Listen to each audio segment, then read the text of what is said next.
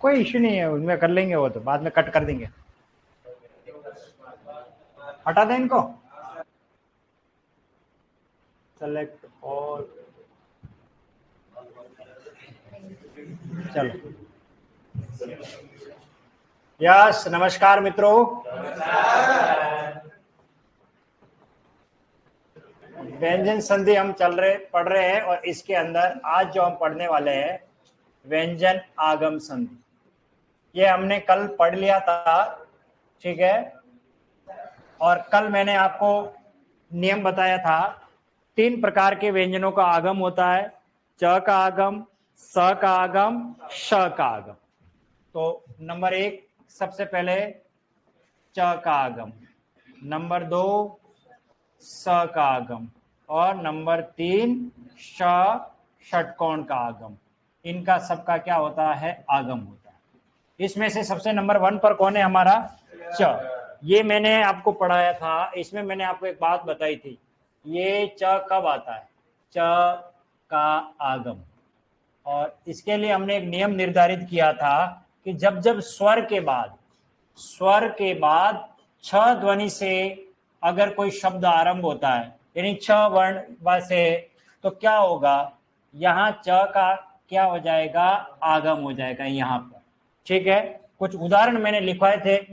अब आप, क्योंकि ये पूरा हमने पढ़ लिया था, तो आप अभी इसको लिखना आरंभ कर ले, क्योंकि ये कल वाला मैटर है, तो अभी साथ साथ में लिख लीजिए भले, फिर उसके बाद हम इसको आगे पढ़ेंगे। तो देखिए, सबसे पहले लिखते हैं, ये एक शब्द है अनु, और इधर आ रहा है छेद। बताओ क्या बनेगा? अनुच्छेद। अनुधन छेद से बनेगा अनुच्छेद। इसी प्रकार वि धन छेद क्या बनेगा? विच्छेद। विच्छेद। इसी प्रकार ये एक शब्द है तरु और छाया, क्या बन जाएगा? तरु छाया। यानी क्या अर्थ हुआ इसका? पेड़ की छाया। इसी प्रकार अगला देखिए, प्र प्लस छन्न, और ये बनेगा प्रच्छन्न, यानी गुप्त, सीक्रेट। अगला देखिए, आ प्लस छादन, और ये बनेगा आच्छादन। आच्छादन। इसी प्रकार और ले लेते हैं, ये एक शब्द है प्रति प्लस छवि, और ये बनेगा प्रतिच्छवि। इसी प्रकार एक और है, ये प्रति धन छाया, बनेगा प्रतिच्छाया, यानी अर्थ हुआ इसका परछाई, प्रतिच्छवि हो या प्रतिच्छाया। इसी प्रकार ये है अंग प्लस छेद, और ये हो जाएगा अंगच्छेद। इसी प्रकार ये रद, और ये छद, और ये बनेगा रदच्छद, यानी दांतों के द्वारा काटा जाना, रदच्छद।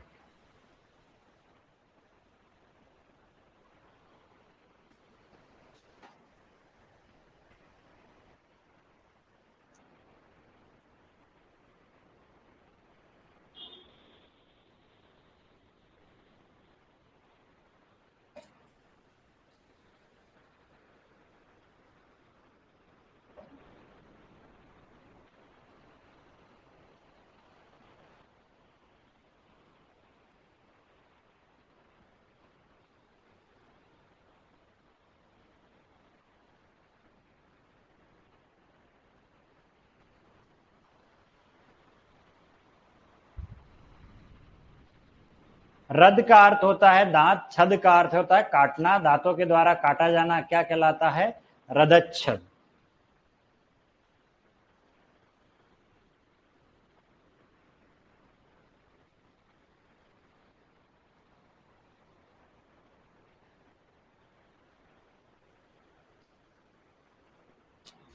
पवन जी ये देखिए, आपके लिए आज मैंने काम करवा लिया है और थोड़ा सा पेशेंस रखें, 2-1 दिन में ये अपलोड करवाए जाएंगे। ये आज बुक कंप्लीट है, लेकिन इसकी प्रूफ रीडिंग करवानी है जो मैं लेके जा रहा हूँ। आज इसकी प्रूफ रीडिंग करूंगा, कुछ कंटेंट और इसमें हम ऐड करवा रहे हैं। फिर उसके बाद देखिए ये विषय वस्तु भी मैंने दे रखी है, उनको दिखेगा नहीं। विषय वस्तु में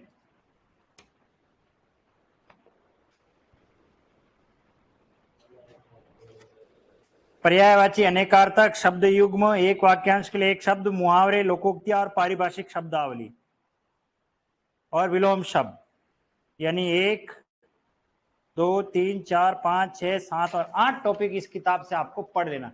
रद छद का क्या है, ये किताब तो आपको मिल ही जाएगी बाद में, ठीक है।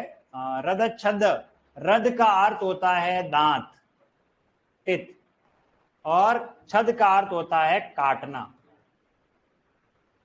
यानी कि दांतों के द्वारा काटा जाना, क्या कहलाता है, रदच्छद। क्लियर हो गया।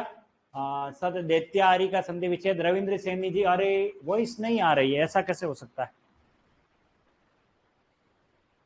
क्या सभी वॉइस सुन पा रहे हैं? जिन जिन को सुनाई दे रही है एक बार मुझे थम्स अप दे दे। हाँ, ये एक शब्द किसी ने लिया है, एक बार मेरे को पढ़ना पड़ेगा। ओके ओके, कोमल जी आपको मेरी आवाज सुनाई दे रही है, शाबाश। तो फिर जिन्हें नहीं सुनाई दे रही है उनके साथ कहीं टेक्निकल एरर है। ओके ओके, सभी सुन पा रहे हो मुझे। ये किसी ने सवाल किया है, दैत्यारी किसने सवाल किया है, अरे पढ़ने तो दो। हाँ, रविंद्र सैनी, दैत्यारी का संधि विच्छेद। दैत्यारी का, पहली बात तो दैत्यारी लिखा गलत है आपने, दैत्यारी शब्द ऐसे नहीं लिखते।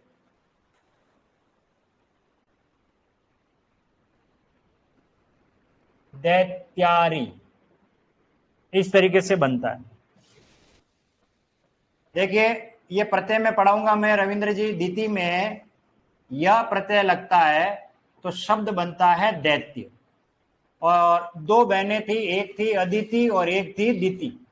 अदिति में यह लगता है तो बनता है आदित्य। आदित्य का अर्थ है देवता और दैत्य का अर्थ होता है राक्षस। और इधर आ जाएगा अरि, अरि का अर्थ होता है शत्रु, और अ मिलके क्या बनाएगा, आ, और ये बनेगा दैत्यारी। री छोटी आएगी, बड़ी नहीं आएगी।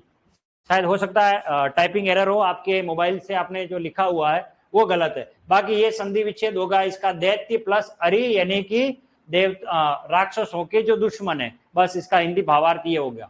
ठीक है, चलिए ये तो दीर्घ संधि का उदाहरण है। और अ मिलके क्या बनाएगा, आ बनाएगा। चलिए आप कोई सवाल मत करिए, क्योंकि अभी बहुत सारा पढ़ना। इसमें से कुछ पूछना हो तो बता लीजिए। ये तो क्लियर हो गया अपना। क्या है, च का आगम कब होगा, जब जब स्वर के बाद कौन आए, छ। छ की ध्वनि से कोई शब्द बनेगा तो उसमें ऑटोमेटिक हमारी जबान पे च आ ही जाएगा। चलिए अब हम बात करते हैं, वापस बैक आ रहा हूं, कौन सा है, स।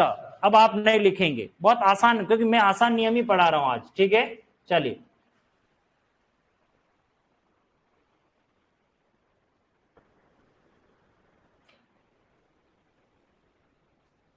सबसे पहले हमने च का आगम पढ़ा। अब हम बात कर रहे हैं दूसरा नंबर, और दूसरा नंबर है हमारा कौन सा, श का आगम। श का आगम, इसको थोड़ा सावधानी से समझना, क्योंकि ये उपसर्ग से रिलेटेड भी हमारा काम कंप्लीट करने वाला। स का आगम कब होता है, संस्कृत में एक उपसर्ग है जो 22 उपसर्गों की श्रेणी में आता है और हमारे हिंदी में हमने स्वीकार किया है। ठीक है, और वो उपसर्ग मैं आपको पढ़ाऊंगा जब मैं उपसर्ग का टॉपिक पढ़ाऊंगा तब। ये उपसर्ग है हमारा सम। देखो ये 2 प्रकार के उपसर्ग है, एक उपसर्ग होता है सम और एक और होता है सम। दोनों में किस बात का अंतर है, हलंत का, बस, और कोई अंतर नहीं है। लेकिन जब इनका प्रयोग किया जाता है तो बहुत कुछ अंतर हो जाता है। ये जब सम लगता है इसका अर्थ है बराबर। सम का मतलब क्या है, बराबर के अर्थ में इसका प्रयोग करेंगे। जैसे देखिए सम चतुर्भुज, ये शब्द में आपने कभी सम पढ़ा होगा, ठीक है ना। जैसे समद्विबाहु त्रिभुज, जिसकी दो भुजाएं बराबर हो, समान हो, ठीक है ना, समकोण, सम यानी बराबर। लेकिन ये जो सम है ये संपूर्ण या सम्यक के रूप में प्रयुक्त होता है, ठीक है। तो मैं जिस सम की बात कर रहा हूं वो ये सम है, न कि ये वाला सम है। हालांकि ये दोनों सही है, परंतु प्रयोग के दृष्टिकोण से इस सम की उपसर्ग की बात कर रहा हूं मैं, ठीक है। तो सम उपसर्ग के बाद जब जब कृ धातु से बने हुए कोई भी शब्द आए, कृ धातु, कौन सी धातु? कृ धातु से बने कोई भी शब्द आए तो यहां क्या परिवर्तन होगा वो समझना है। यहां ऑटोमेटिक ही आपका ये वाला स आ जाएगा जबान पर, और ये जो म है वो बदलेगा बिंदी में, अर्थात अनुस्वार में। यानी एक बात आप निश्चित कर लें, जब भी स के ऊपर कभी आप बिंदी देखोगे वो बिंदी म का काम करने वाली है। जब हम उसका विश्लेषण करेंगे ऑटोमेटिक ही जब बोलेंगे तो वो म के रूप में ही आएगी हमारे मुख पर। चलिए, तो कृ धातु से बनने वाला एक शब्द है हमारा कार। कौन सा शब्द है? वो कृ धातु से बना हुआ। अब देखिए यह है सम प्लस कार, तो म बदलेगा बिंदी में, तो ये बदलेगा बिंदी में, और ये स ऑटोमेटिक ही आ जाएगा, तो ये बनेगा स, क्योंकि आधा ऐसे लिखते हैं। और समधन कार से क्या बन गया? संस्कार। देखो अब न की ध्वनि आ गई, संस्कार। बाकी क्या है? ये सम प्लस कार। अब आपसे सवाल क्या करेंगे परीक्षा में, मैं वो बता रहा हूं कि संस्कार में उपसर्ग क्या है। तो ऐसी स्थिति में आपको उपसर्ग सम निकालना है, न कि सन निकालना, न नहीं निकालना, म ही निकालना। भले उच्चारण में न आ रहा, देखो संस्कार, उच्चारण में कौन सी ध्वनि आ रही है? न, लेकिन उपसर्ग में जब आपसे पूछे तो आपका उपसर्ग क्या निकलेगा? सम निकलेगा। इसी प्रकार से देखिए ये क्या आ रहा है? कृत, तो कायदे से क्या बन जाएगा बताओ? संस्कृत। क्या बन जाएगा? संस्कृत। इसी प्रकार से एक और शब्द आ गया करण। देखो कृ धातु से ही बनता है, करण में कृ धातु है, कृत में भी कृ धातु है, तो यहां बन जाएगा संस्करण, संस्करण। इसी प्रकार से देखिए ये है कृति, तो बताओ क्या बनेगा? संस्कृति। समधन कृति से क्या बनेगा? संस्कृति। और यह आ गया कर्ता, तो क्या बनेगा? संस्कर्ता। परीक्षा में कैसा भी शब्द आ जाओ, चाहे संस्कृता आओ, कर्ता आ जाओ, चाहे संस्कृति आ जाओ, चाहे संस्कृत आओ, संस्करण आओ, या फिर संस्कार आ जाओ, सब में उपसर्ग आपको सम निकालना है, और इसमें स का आगम है। कुछ भी नहीं करना है, परीक्षा में यह आए तो समधनकार, समधनकृत, समधन कृति, सम प्लस करण, सम प्लस कर्ता, बस हो गया, और ज्यादा दिमाग नहीं लगाना। अगला देखते हैं इसमें दूसरा जो क्या कह रहा है, तीसरा जो नियम क्या आ रहा है, किसका आगम है? श का आगम, श का आगम। ये कब आता है इसको भी समझ लेते हैं। देखिए ये उपसर्ग है हमारा एक परि। कौन सा उपसर्ग है? परि। परि उपसर्ग के बाद जब जब कृ धातु से बनने वाले ये पांचों ही शब्द हम समझ लीजिए, तो ये जब आ जाए तो क्या होगा? यहां पर श का ऑटोमेटिक ही हमारी जबान पर आ जाएगा, श का आगम हो जाएगा। परि, और इधर आ रहा है कार, और क्या बन जाएगा? परिष्कार। परि प्लस कार से क्या बनेगा? परिष्कार।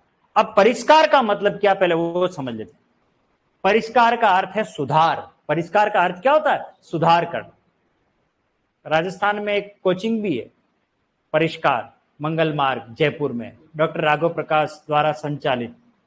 यानी कि कोचिंग की दुनिया में अगर हम बात कर रहे हैं कंपटीशन में, तो सबसे पहले वही कोचिंग लेकर आए, उसके बाद ये सब दूसरे कोचिंग आए। और हिंदी के जाने माने हस्ताक्षर हैं, बहुत अच्छा वो अपनी हिंदी को वो लेकर के चल रहे हैं और बहुत अच्छा ज्ञान बांट रहे हैं, बहुत अच्छी बात है। तो कोई भी कोचिंग इंस्टीट्यूट जब अपना नाम रखता है तो उसके पीछे कोई न कोई थीम, कोई न कोई ऐसी बात होती है, तभी वो कोचिंग का नाम रखता है। परिष्कार का अर्थ है सुधार। तो उन्होंने क्या सोच करके कोचिंग का नाम रखा होगा कि जो जितने भी विद्यार्थी पढ़ने आते हैं उनके अंदर बहुत सारी अज्ञानताओं का समावेश है। उन्हें जानकारी तो है लेकिन अशुद्ध जानकारी है। उस जानकारी को शुद्ध बनाना, उनके अंदर सुधार करना और उससे वो सरकारी नौकरी प्राप्त करे। इसलिए उन्होंने ये शायद सोच करके कोचिंग का नामकरण किया होगा। उत्कर्ष, अपनी जगह से ऊपर उठाना। ये उत्कर्ष शब्द का मीनिंग बता रहा हूं। हम किस स्थिति पे हैं? हम अभी बेरोजगार हैं, हमारे पास खुद के लिए अपने को चलाने के लिए भी पैसा नहीं है समझ लीजिए, लेकिन कुछ अच्छा हमें ज्ञान मिल जाएगा। अच्छा जब कंपटीशन को हम फाइट कर लेंगे उसके बाद हमको नौकरी मिल जाएगी तो हम वहां से तो ऊपर उठेंगे ही उठेंगे। तो अपनी उस जगह से ऊपर उठाना, चाहे वो ज्ञान के मामले हो, हमने जितना ज्ञान प्राप्त कर रखा उससे और अच्छा ज्ञान दे तो अपनी जगह से। इसी प्रकार रॉयल इंस्टीट्यूट, अब रॉयल इंस्टीट्यूट ने क्या थीम रख करके नाम रखा होगा?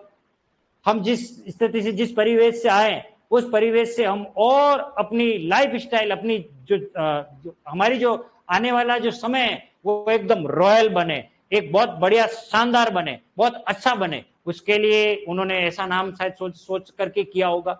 तो कोई भी शिक्षण संस्थान जब भी नाम रखता है तो उसके पीछे कोई न कोई, Chintu coaching centre, Pintu coaching centre, कभी ऐसा सुना आपने? नहीं है। कोई शिक्षण संस्थान नाम रखता है तो वो थोड़ा सोच समझ कर ही रखता है। खैर, तो परिष्कार का अर्थ होता है सुधार। अगला देखिए क्या लिखा है, करण। क्या लिखा है? करण। तो बताइए क्या बनेगा? परिष्करण।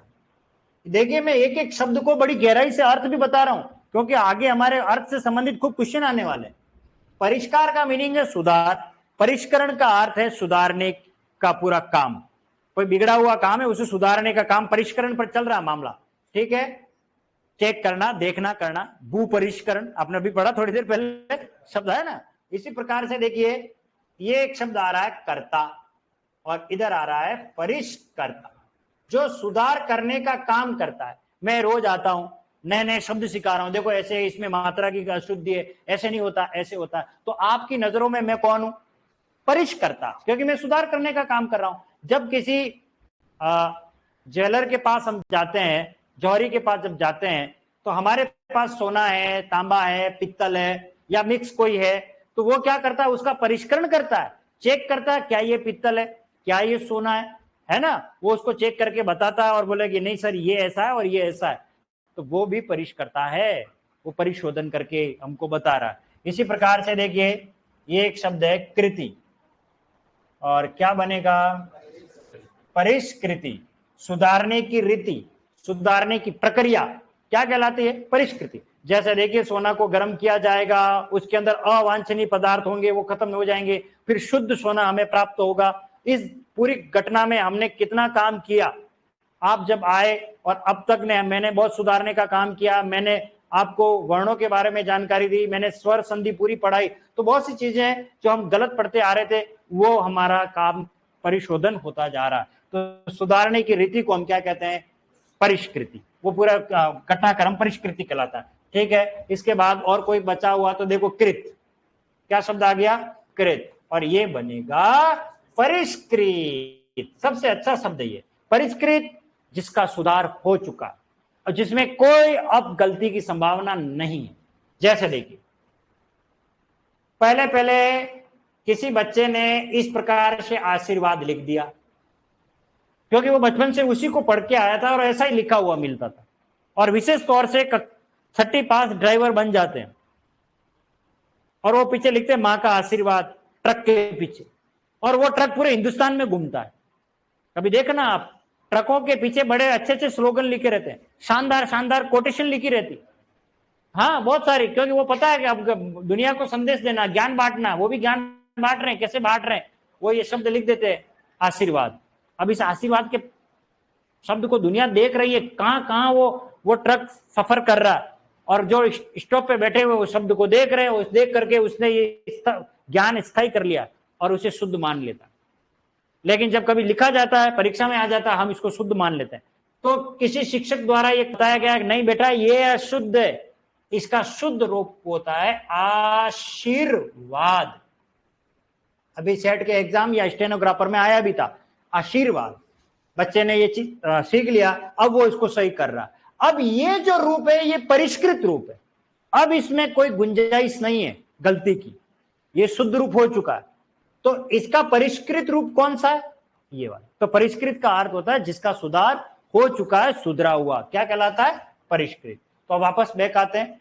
तो 3 प्रकार के हमने व्यंजनों का आगम पढ़ा, च का आगम, स का आगम, श का आगम। च का आगम कब होता है? च का आगम कब होता है? जब स्वर के बाद, जब स्वर के बाद कौन सी ध्वनि आ जाए? छ। तो ये च ऑटोमेटिक यहां आ जाएगा। इस स का आगम कब होता है? जब सम उपसर्ग के बाद क्री धातु से बनने वाला कोई भी शब्द आएगा तो यहां किसका आगम होगा? स का। और ये जो म है वो किस में बदलेगा? बिंदी में। इसी प्रकार इस स का आगम कब होता है? जब परि उपसर्ग के बाद कौन सी धातु?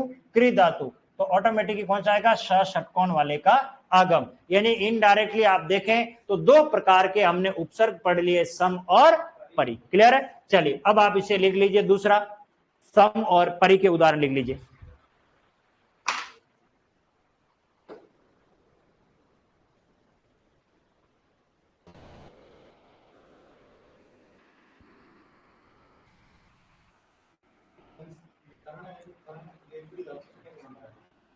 ये एक्चुअल में क्या है? ये क्रिया है, कृ धातु। संस्कृत में जैसे क्या होता है?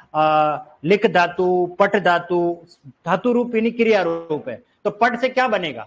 पटती, पटता, पटंती, ऐसे शब्द पढ़ते ना। तो उस तरीके से ये क्रि एक धातु है, इस धातु से क्रि से कार भी बनता है, क्रि धातु से करण भी बनता है। ऐसे संस्कृत में शब्द बने हुए हैं। तो ये 5 ऐसे शब्द हैं जो क्रि धातु से बने हुए हैं, यूं समझ लीजिए आप।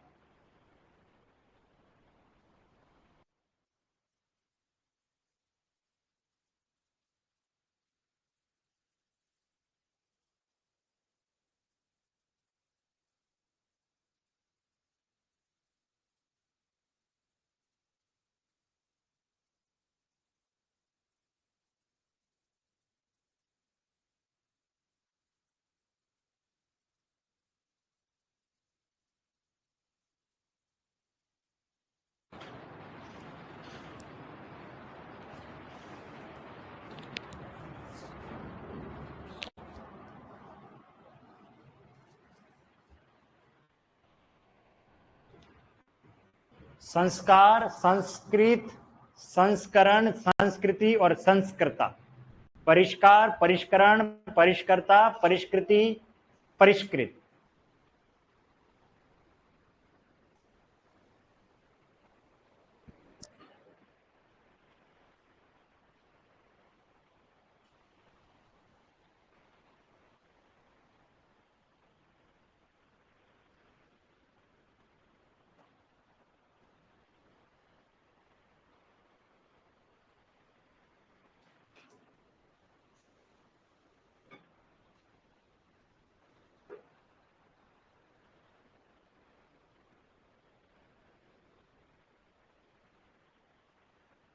स के ऊपर जब भी बिंदी वाला शब्द देखो, उपसर्ग सम ही निकालना आपको। जैसे आ गया संकट, तो इसमें कौन सा उपसर्ग है? सम। बस संधि के नियमों पर जाना ही नहीं है, सम उपसर्ग है बस। जैसे मान लीजिए आ गया संपर्क, तो बताओ कौन सा उपसर्ग निकलेगा? सम। संबल में क्या निकलेगा? सम। मुझे याद है अच्छी तरीके से, एग्रीकल्चर सुपरवाइजर भर्ती हुई थी, उसमें एक शब्द आया था संहार, और उसमें आपको संधि विच्छेद पूछा था, सम प्लस हार। वो आपको मैं बाद में पढ़ाऊंगा, लेकिन उसमें उपसर्ग सम है।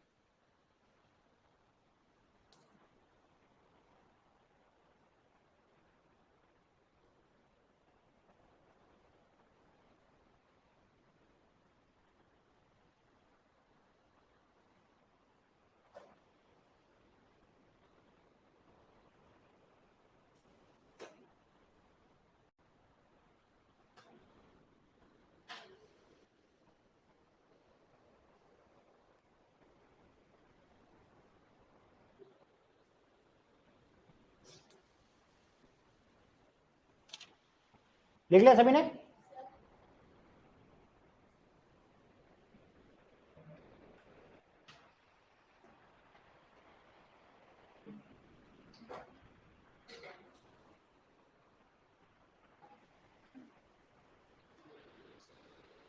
कंप्लीट है? चलिए, अब आपको लिखना नहीं है, अब हम आगे वाला पार्ट पढ़ रहे हैं। जिस प्रकार व्यंजन का आगम होता है उसी प्रकार व्यंजन का लोप भी होता है। ना लेफ्ट हैंड साइड बदल रहा है, ना राइट हैंड साइड बदल रहा है, एक तीसरा आकर के ध्वनि परिवर्तन कर रहा है। अब ऐसा नहीं है, अब जो है उसी में से एक गायब हो जाएगा और फिर ध्वनि परिवर्तन हो जाएगा।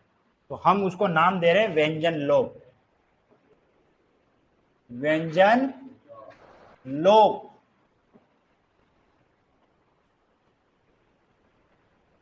लोप का मतलब क्या होता है? गायब होना। जब तक मेरी कोई बात कंप्लीट नहीं हो कोई सवाल भी मत करना, क्योंकि आपकी सारी बातें यहाँ क्लियर करने वाला हूं। क्योंकि जब मैं ऐसी बात कहता हूं इसका मतलब कुछ तो गड़बड़ है, कंट्रोवर्शियल पार्ट आने वाला है, तो मुझे थोड़ा उस पर ज्यादा बात करनी पड़ेगी। व्यंजन लोप फर्स्ट टाइम जब आए थे तो मैंने 10-11 शब्द लिखवाए थे, उसी में से नियम पढ़ा रहा हूं मैं, वो कितना हमारे लिए महत्वपूर्ण है और अभी परीक्षा में भी आया हुआ है। व्यंजन लोप, व्यंजन लोप में मुख्यतः 3 प्रकार के व्यंजनों का लोप आता है हमारे। एक आता है न लोप, एक आता है सलोप, एक आता है रलोप।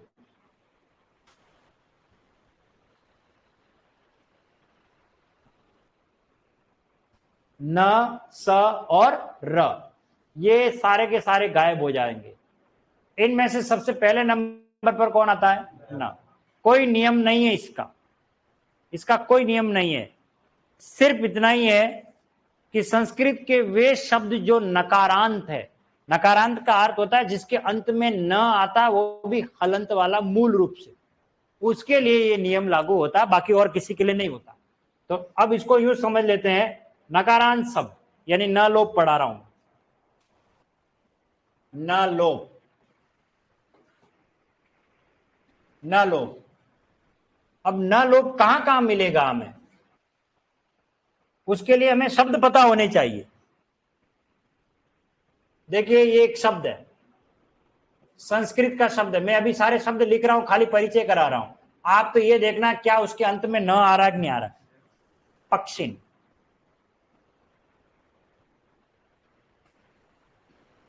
जब व्यावहारिक जीवन में पक्षी लिखा जाता है मात्रा कैसी होती है? बड़ी होती है। ये संस्कृत का मूल रूप। इसी प्रकार से देखिए ये एक शब्द है स्वामीन, न आ रहा स्वामीन, लेकिन जब स्वतंत्र रूप में स्वामी लिखा जाता है मात्रा कैसी होती है? बड़ी होती है। इसी प्रकार से एक और शब्द है योगिन, लेकिन स्वतंत्र रूप में हम योगी जब भी लिखते हैं मात्रा कैसी लिखते हैं? बड़ी। इसी प्रकार एक और शब्द है हमारा मंत्रिन, तो मंत्री जब भी लिखते हैं तो कैसे लिखते हैं? बड़ी। एक और ले लेते हैं शब्द प्राणिन, क्या शब्द बनेगा? प्राणी। प्राणी ऐसे लिखते हैं ना, मनुष्य एक सामाजिक प्राणी है, कभी पढ़ा आपने? ये सिंगल ऐसे शब्द आज भी हम काम में लेते हैं और सही है। गलती कहां करते हैं वो बता रहा हूं। जब कोई शब्द इसके साथ जुड़ता है तो जानकारी के अभाव में हम सीधे आनंद फानंद में पीछे शब्द जोड़ देते हैं। जैसे मैंने लिख दिया पक्षीराज, क्योंकि हमें पता है कि पक्षी की मात्रा बड़ी होती है, पीछे राज अपने काका जी का है, ये लगा लिया, पक्षीराज बन गया। इसी प्रकार से हमने एक शब्द बना दिया योगीराज, मात्रा बड़ी दिख रही है, बिल्कुल सही है, हम देखते भी यही है, ठीक है। जैसे स्वामी भक्त, मात्रा बड़ी दिख करके, और ऐसे शब्द बनते जाएंगे। जैसे मंत्रिमंडल, क्योंकि हमें पता है मंत्री की मात्रा बड़ी है। तो इस तरीके से ये जो शब्द मैंने लिख रखे हैं ये सारे के सारे क्या हैं? अशुद्ध है, गलत है।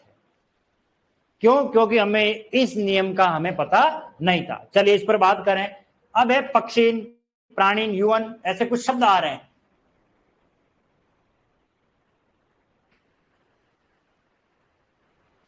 कुछ और शब्द ले लेता हूं मैं। जैसे ये आ गया एक शब्द आत्मन। क्या आ गया? आत्मन। युवन,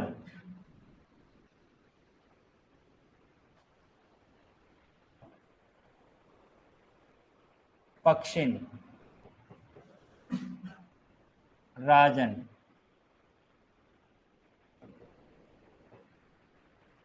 मंत्रिन, स्वामिन,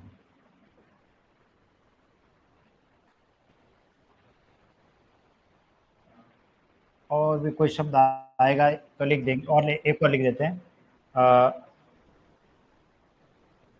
विद्यार्थिन, एक यात्रिन,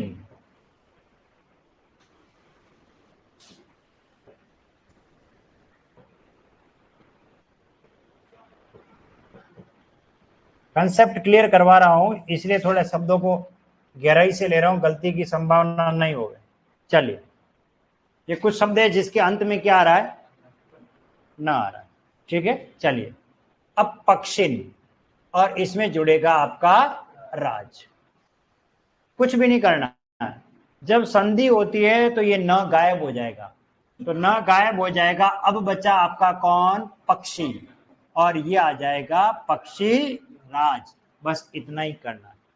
अगर परीक्षा में पक्षी राज आए और ऐसा लिखा हुआ मिले तो वह अशुद्ध है, ये आपका पक्षी राज शुद्ध है। इसी प्रकार से देखिए स्वामिन, और इधर आ रहा है भक्त, और क्या बन जाएगा? स्वामी भक्त। इस तरीके से बनेगा। स्वामी प्लस भक्त से क्या बनेगा? स्वामी भक्त। मात्रा देखो बड़ी आ रही है। जिसने हिंदी ढंग से नहीं पढ़ी, मैं कायदे के साथ कह रहा हूं, दावे के साथ कह रहा हूं, वो स्वामी भक्त ऐसा लिखेगा भी, और स्वामी भक्त जिसको सही करके भी आएगा, शब्द शुद्धि में आएगा। कौन सा शब्द शुद्ध है? और पहला ऑप्शन क्या मिलेगा? स्वामी भक्त। ठोको, यही सही है, परंतु गलत। अगला देखिए योगिन, क्या है? राज, योगी राज। अब आप सोचे, आप खुद ही सोचोगे कि योगी राज तो यार ऐसा शब्द तो कहीं देखा ही नहीं हमने। मुझे अच्छी तरह से याद है यूपी के अंदर पहली बार जब योगी आदित्यनाथ मुख्यमंत्री बने थे, वो दिन अच्छी तरीके से याद है। जब भी पढ़ाता हूं यह शब्द आता है, तब आज तक वालों ने ब्रेकिंग न्यूज, वो नीचे न्यूज फ्लैश आती है ना, उस पे एक लाइन लिखी हुई आती है कि यूपी में अब योगी राज, क्योंकि योगी मुख्यमंत्री बन गए। जैसे हमारे यहां अभी भजनलाल शर्मा जी मुख्यमंत्री है, तो राजस्थान में शर्मा राज, पहले गहलोत राज था। ऐसे वो टेक लाइन होती है ना, वसुंधरा राज, ऐसे बोलते हैं, कई बार बोलते हैं। तो वहां एक लाइन लिखी आ रही थी कि यूपी में अब योगी राज, यानी योगी जी का राज हो गया। कुल मिलाकर के वो मुख्यमंत्री बन रहे, फाइनल हो गया। तो उन्होंने क्या जल्दबाजी में योगी राज कैसे लिखा हुआ था? इस तरीके से, और मुझे हंसी आ रही थी। मैंने कहा ये प्रूफ रीडिंग कौन करता है? कुछ देखते नहीं है। और वो योगी राज ऑल इंडिया में उस शब्द को सारे लोग देख रहे थे, और उनके मस्तिष्क में वो शब्द छा गया, और वो शुद्ध मानने लग गए होंगे। बहुत से तो लिखते भी है, लेकिन उनको ये रूल पता नहीं है कि यहां गलती हो रही है। योगीराज इस तरीके से, अभी भी मैं बताऊं, अगर आपको प्रैक्टिकली इसको देखना है तो आप है ना किसी जनरल दुकान पे जाना, उस दुकान पे जाना जहां क्रीम, पाउडर, तेल वगैरह सामान मिलता हो। तो जैसे हेयर एंड केयर तेल आता, ऑयल सर में लगाने वाला, जैसे शांति आंवला, डाबर आंवला, ऐसे कभी नाम सुने आपने? तो वहां दुकान पे जाना, खरीदना नहीं है, आप तो ये कहना योगीराज हेयर ऑयल दो, जैसे नवरत्न तेल ठंडा ठंडा कूल कूल, कभी पढ़ा आपने, सुना? वैसे एक ब्रांड है योगीराज हेयर ऑयल। उस योगीराज हेयर ऑयल वाला कंपनी वाला मेरे पास नहीं आया, मैं उसको कहता था मात्रा सही कर, वो योगीराज ऐसे लिखते हैं। अब आप सोचिए वो तेल की शीशियां कितने घरों में पड़ी हुई होगी, जिसको देख रहे होंगे छोटा बच्चा जो पहली दूसरी से पांचवी तक आता होगा, योगीराज योगीराज, निरमा वॉशिंग पाउडर, तो निरमा निरमा दिमाग में उसके फिट हो चुका है। शब्दों की गलती कहां होती है? हमारे इर्द गिर्द कहीं कहीं कोई अशुद्ध है और हमको उसको फिट अपने दिमाग में कर लिया, हम उसको शुद्ध मानने लग गए, उसकी गहराई में गए नहीं है, तो वो गलत लिखा हुआ है। शुद्ध ये है योगीराज। अगला देखिए, यह है मंत्रिन और इधर आ रहा है गण, और ये बनेगा मंत्रीगण। मंत्रीगण मात्रा छोटी आती है। इसी प्रकार से देखिए यह है प्राणीन और इधर आ जाएगा विज्ञान, जिसे आप विज्ञान बोलते हो, और ये बन जाएगा प्राणी विज्ञान। बायोलॉजी होती है ना, प्राणी विज्ञान। अगला देखो क्या आ रहा है, आत्मन को ले लेते, ठीक है। यह है आत्मन धन विश्वास, आत्मविश्वास, न का लोप, और क्या बन जाएगा? आत्मविश्वास। अगला देखो क्या आ रहा है, युवन धन राज, युवराज, न का लोप, और बनेगा युवराज। इस शब्द को मैं थोड़ा और गहराई से समझाता हूं।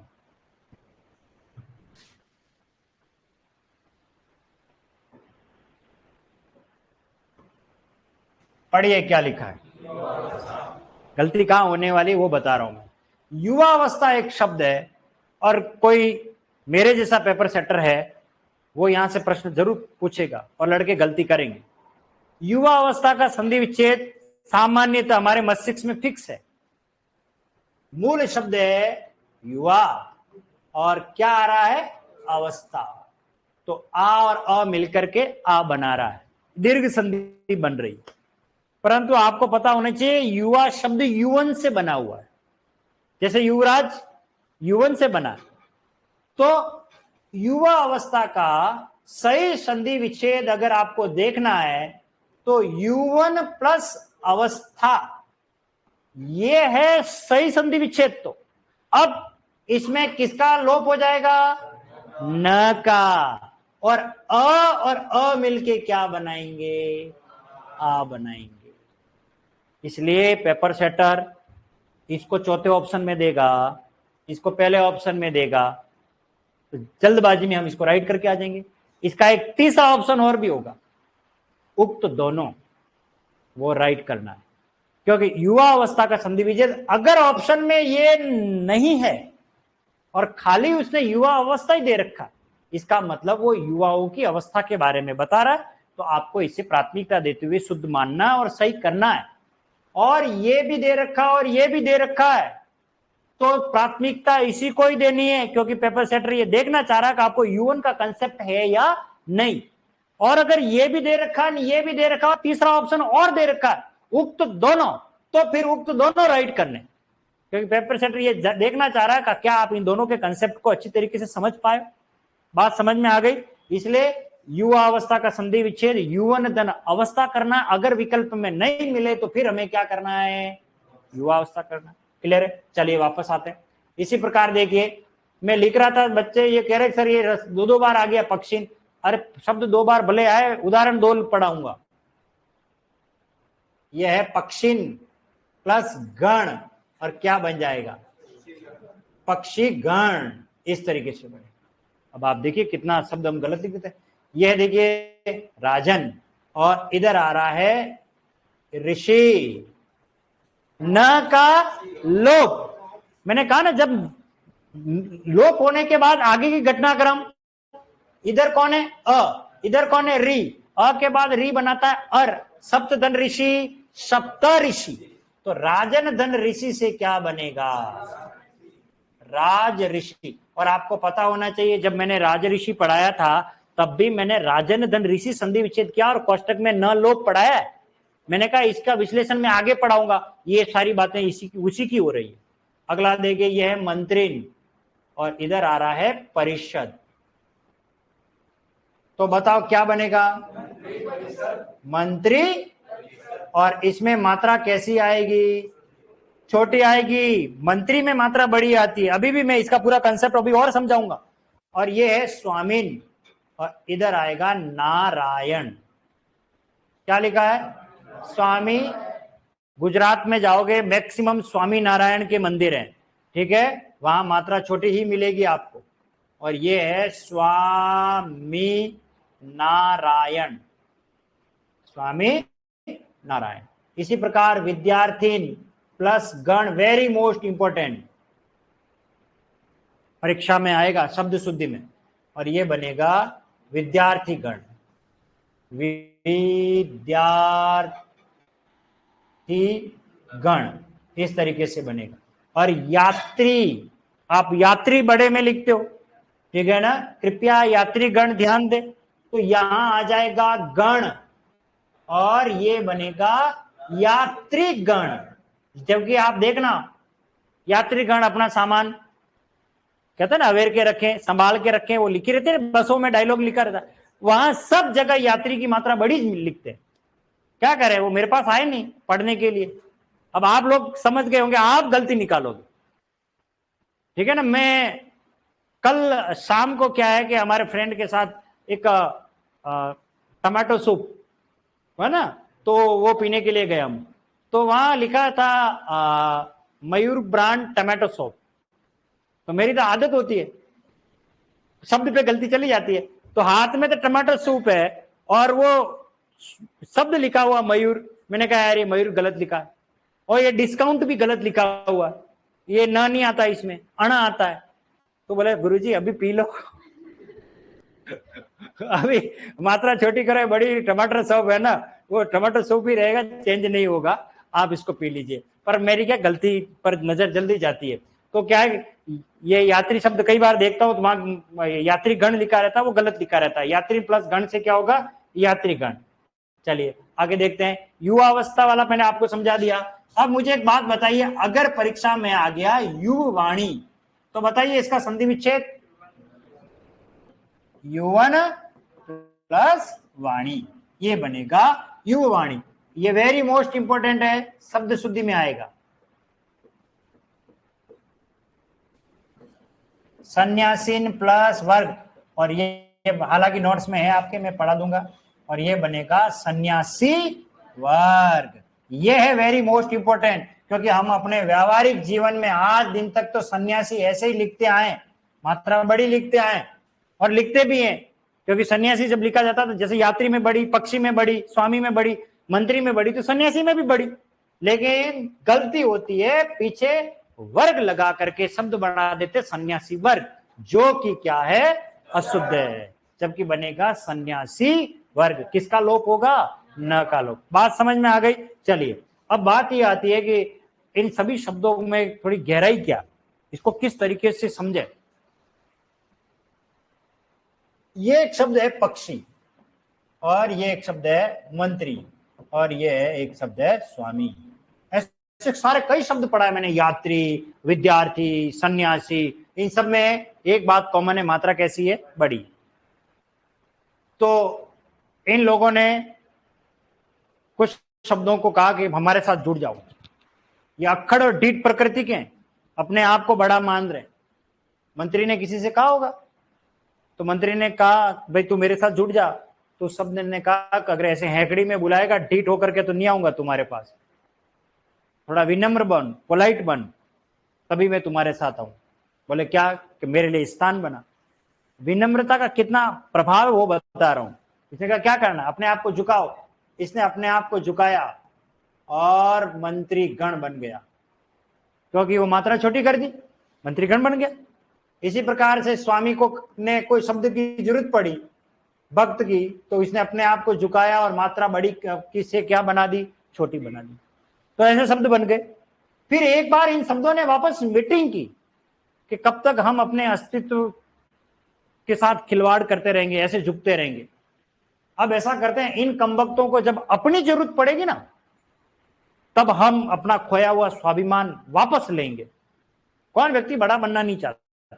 ये मीटिंग में प्रस्ताव पारित हो गया और फिर एक बार जरूरत पड़ी प्रधान नाम के शब्द को मंत्री की। पहले मंत्री बेचारा छोटा हो चुका है, तो मंत्री ने कहा कि मेरा खोया हुआ अस्तित्व ये दे, मुझे थोड़ा सा मुझे भी गर्व करने का मौका दे। तो प्रधान ने कहा तू मात्रा बड़ी रख, कोई बात नहीं, आवे है मेरे पास। तो आ गया दौड़ता हुआ और क्या बन गया? प्रधानमंत्री। इसी प्रकार एक गृह नाम के शब्द को स्वामी की जरूरत पड़ी, तो क्या बन गया? गृह स्वामी। सीधा सा कंसेप्ट है। जब जब ये किसी शब्द के पीछे जुड़ते हैं तो मात्रा इनकी कैसी होती है? बड़ी। जब इनसे कोई शब्द बनता है तो मात्रा कैसी होती है? छोटी होती है। अब आपको समझ में आ गया कि कब मात्रा बड़ी रखनी है ना कब छोटी रखनी है।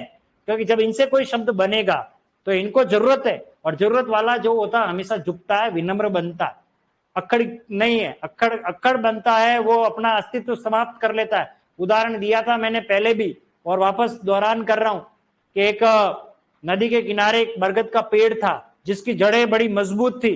बड़े युगों से वो राज कर रहा था, उस नदी के मुहाने पर किनारे पर खड़ा था और इतरा रहा था कि मैं इतना मजबूत हूं, मेरी जड़ें इतनी मजबूत है, मुझे कोई हटा नहीं सकता।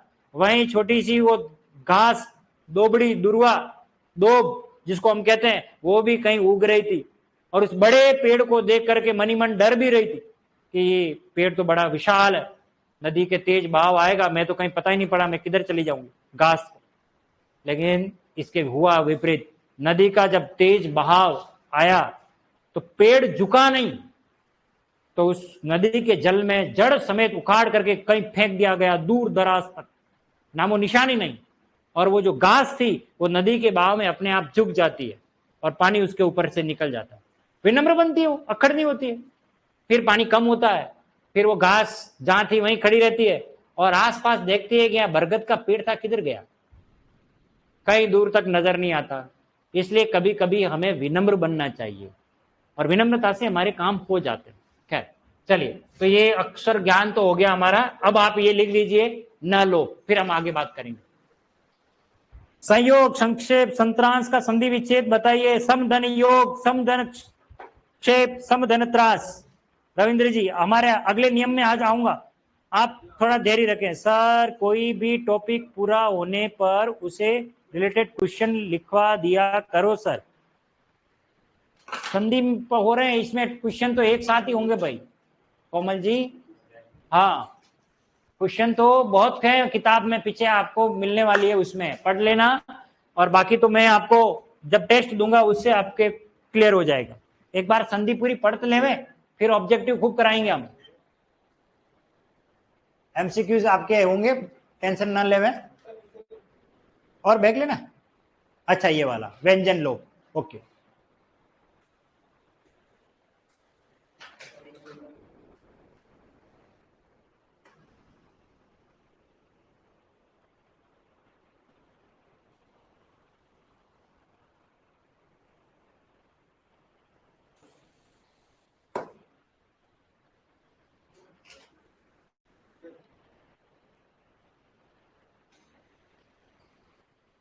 तीन प्रकार के लोप को पढ़ रहे हैं, उसमें से अभी हमने सिर्फ एक को पढ़ा, किसको? न लोप।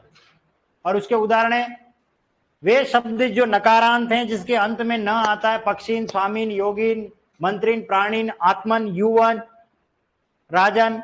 इन सब में जब कोई संधि होती है, अर्थात इन सब में कोई शब्द जुड़ता है, तो मात्रा छोटी रहती है और न का लोप हो जाता है, न गायब हो जाता है।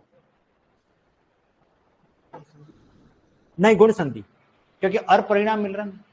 राजा ऋषि अर की ध्वनि आ रही है, और युवावस्था में भी दीर्घ संधि लिखना है क्योंकि परिणाम आ मिल रहा है, ठीक है ना। लेकिन संधि विच्छेद युवन प्लस अवस्था ही करना है। गुण ऑप्शन में है और नहीं हो तो फिर व्यंजन करना है, क्योंकि गुण ऑप्शन में नहीं है। इसका मतलब वो पेपर सेटर ये पूछना चाह रहा हमें कि इसे न लोप का नियम पता है या नहीं, और न लोप तो व्यंजन संधि में होता है, तो व्यंजन ही राइट करना। ऐसे प्रश्न आएंगे नहीं आप लोगों के, नहीं आएंगे, घबराने की जरूरत नहीं है। नहीं आएंगे, मुझे पता है ना, ऐसे प्रश्न नहीं आएंगे। मैं भी हूं और आप भी हैं, आ जाए तो देखेंगे, उस पर बात करेंगे।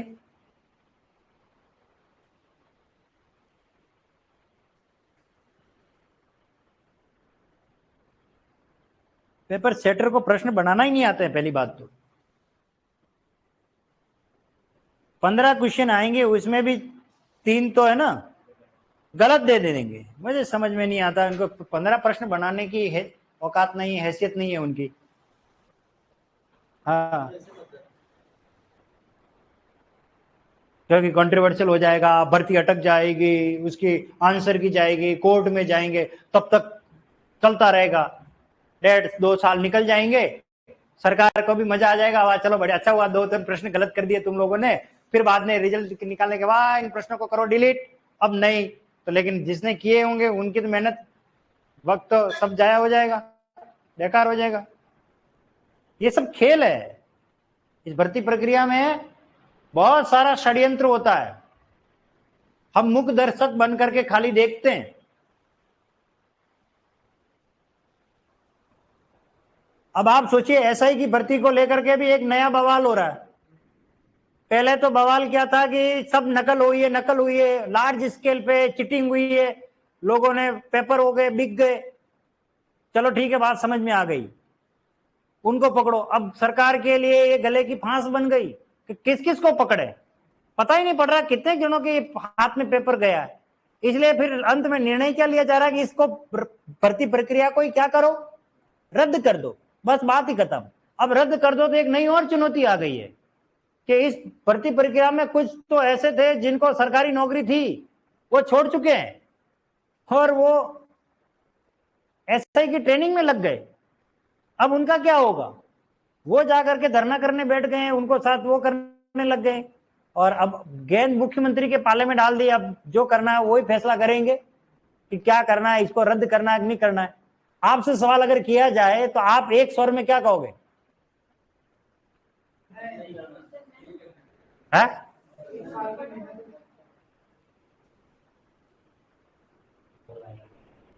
पर आपने देखे कितने थानदार फर्जी हैं, तो फिर कहावत तो आपने सुनी होगी कि गेहूं के साथ कभी कभी गुण भी पिसता है, और ये वही गुण है जो इस रद्द प्रक्रिया में पिसने वाला है।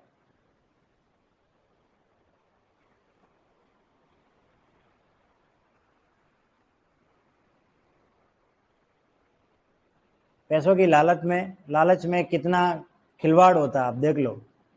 अब आप लोग देखो, कितना घर परिवार छोड़ करके, परीक्षा से पहले वैकेंसी नहीं आई है, उससे पहले अपना अमूल्य समय खपा रहे हो और उतना समय दे रहे हो, और यही अगर परीक्षा हो गई और इसमें फर्जीवाड़ा हो गया, कितना दुख होता है,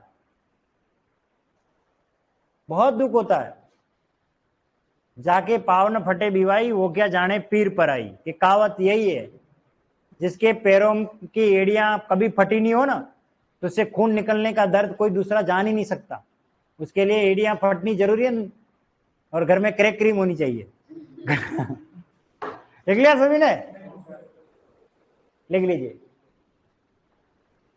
मैं कॉपी चेक करूंगा, वहां मात्रा सही होनी चाहिए। उसके बाद अगर गलती कर ली देख लेना, स्क्रीन पे लाऊंगा उसे। हाँ, मेरे लाइव वाले भी देखेंगे, ऐसा प्रतिभाशाली बालक ये रहा। कॉपी चेक करूं मैं? मुझे पक्का यकीन है कोई तो होगा जिसने गलती की होगी, मैं कसम खाता हूं आज तो गलती करूंगा।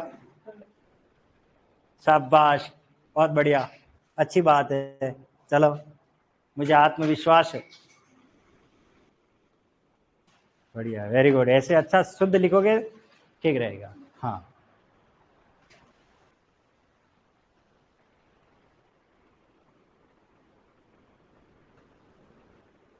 बहुत अच्छा, शाबाश।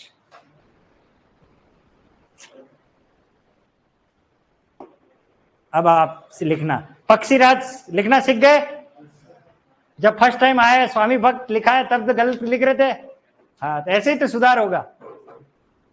चलिए, इससे आगे कुछ और शब्द थे वो भी लिख लीजिए एक बार।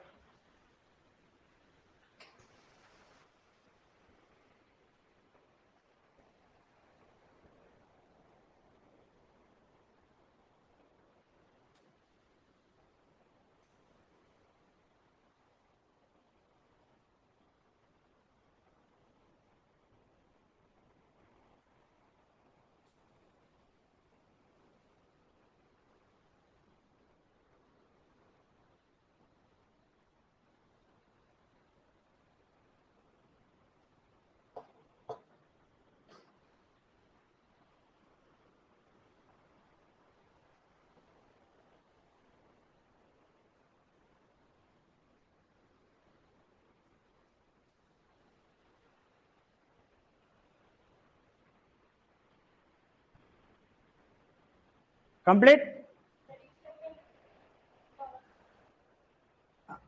नहीं, युवा अवस्था का तो आप है ना दोनों लिख देना। जैसे छात्रावास एक शब्द है, उसके दोनों संधि मान्य है, छात्रधन आवास और छात्राधन आवास। संदर्भ के अनुसार उसको अपन ग्रहण करेंगे। सर दोनों ही लिखें क्या? बिल्कुल दोनों ही लिखने हैं। और परीक्षा में आए तो मैंने सारी बात बता दी है, प्राथमिकता इसी को देनी है, युवंतन अवस्था। हाँ यस, युवा अवस्था में शंकर जी बिल्कुल सही कह रहे हो आप। ठीक है,